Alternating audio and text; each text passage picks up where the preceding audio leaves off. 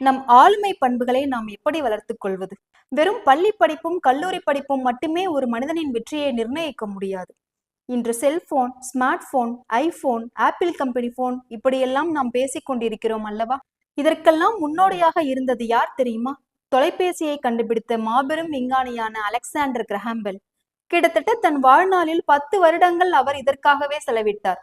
அவர் தொலைபேசியை கண்டுபிடித்த அந்நாளில் அவருக்கு எதிரான கடுமையான விமர்சனங்கள் எழுந்தது அமெரிக்காவில். இவர் ஒரு முட்டாள், இவர் ஒரு கோமாளி என்றெல்லாம் அமெரிக்காவில் பிரபல பத்திரிகை ஒன்றில் தலையங்க செய்தியாக வெளியிட்டனர். வெறும் கம்பிகளுக்கிடையே மனிதர்களை பேச வைக்க முடியும் என்று ஒருவர் நம்மையெல்லாம் ஏமாற்றிக் கொண்டிருக்கிறார் என்றெல்லாம் செய்திகளை வெளியிட்டனர்.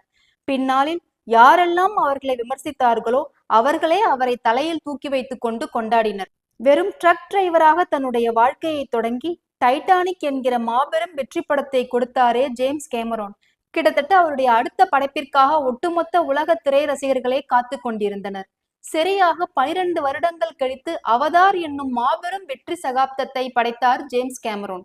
இந்த 2 படங்கள் தான் உலக சினிமா தர இயக்குநர்களிடையே சிம்மாசனம் போட்டுக்கொண்டு உட்கார்ந்துள்ளார் ஜேம்ஸ் கேமரோன் என்ற இந்த இளைஞர். கிட்டத்தட்ட 12 முறை ஆழ்கடலுக்கு சென்று டைட்டானிக் கப்பலை அவர் பார்வையிட்டுள்ளார். 6 மாதத்திற்கு மேலாக டைட்டானிக் கப்பலில் பயணம் செய்த பயணிகளை நேரில் சென்று பார்த்து தகவல்களை சேகரித்துள்ளார். ஜேம்ஸ் கேமரோனுக்கும் அலெக்சாண்டர் கிரஹாம்பெல்லுக்கும் இந்த வெற்றி சாதாரணமாக கிட்டியதா?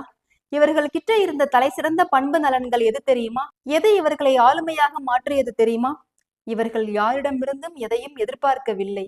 நம்மை ஒருவர் அங்கீகரிக்க வேண்டும், பாராட்ட வேண்டும் என்று இவர்கள் எதிர்பார்க்கவில்லை. முக்கியமாக இப்பேற்பட்ட ஆளுமைகள் எந்த எதிர்மறையான விமர்சனத்தை பற்றியும் கவலைப்பட்டதே இல்லை.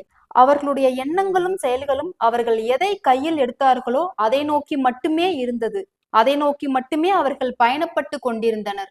எந்த துறையில் வேண்டுமானாலும் நீங்கள் சாதிக்கலாம். சினிமா, கலை, இலக்கியம், எழுத்து, ஓவியம், விளையாட்டு, நீங்கள் எந்த துறையில் கையில் எடுக்கிறீர்களோ அதை நோக்கி மட்டுமே உங்களுடைய எண்ணம், செயல் என்ற முழு ஆற்றலையும் அதற்கே செலவிடுங்கள்.